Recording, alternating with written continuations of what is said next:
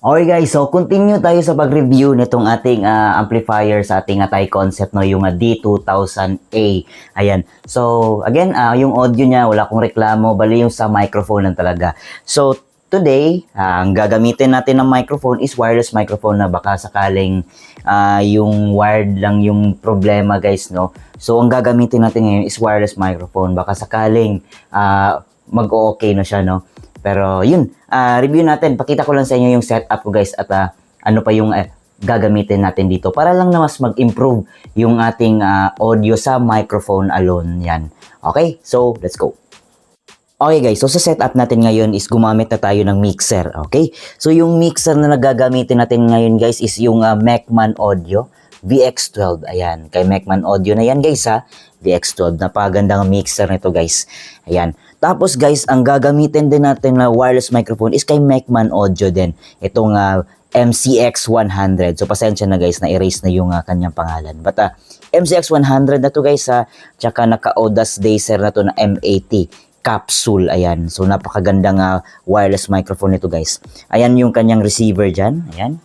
Napaka-pogi niyan guys. Ayan, so gagamitin natin lahat guys no na paraan para lang na gumanda yung ating baka sakaling gumanda yung audio output natin sa ating D2000 na amplifier.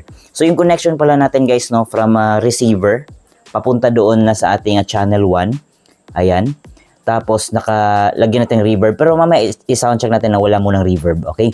Tapos nag-out tayo, PL jack. Kasi wala akong cord na XLR to PL. So, PL jack, papunta dito sa input ng microphone ng D2000. Tapos, hindi tayo maglalagay dito ng echo or effects. Bali, dyan lang tayo maglalagay ng effects sa ating VX12 analog mixer. Okay. So, sound check tayo guys. Tanggalin muna natin itong reverb niya guys. Ayan. Sound check tayo. Ayan. On natin. Ayan guys. Connected na siya. Okay.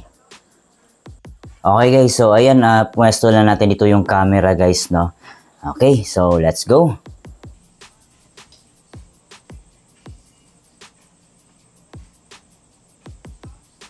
Hello, sound check, testing, mic check, 1, 2, sound check. Hello, sound check, testing, mic check, 1, 2, sound. Okay guys, so lagyan din natin ng effects doon sa ating mixer. Angat natin yung kulay orange guys. Okay.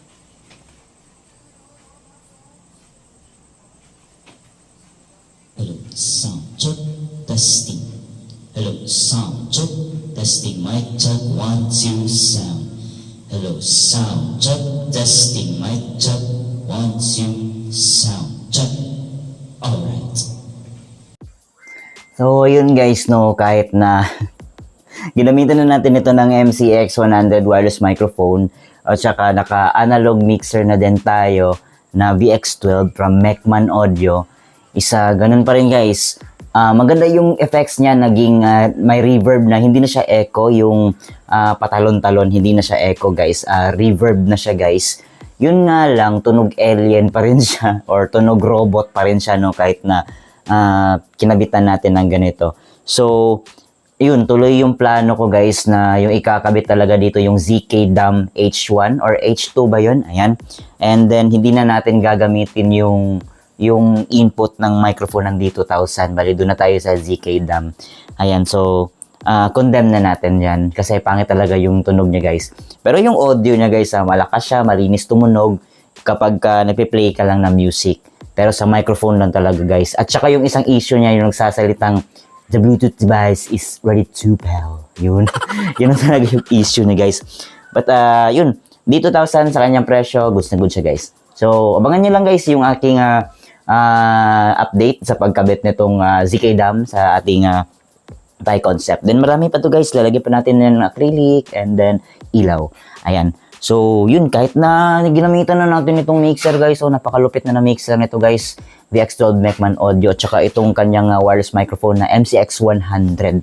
Ayan, pero pangit pa rin yung tunog niya ni D2000 na amplifier. So, yun lang guys. So, abang-abang lang kayo guys. Update ako sa susunod na video nito at marami pa tayong improve dito sa ating Thai concept. Alright? Alright.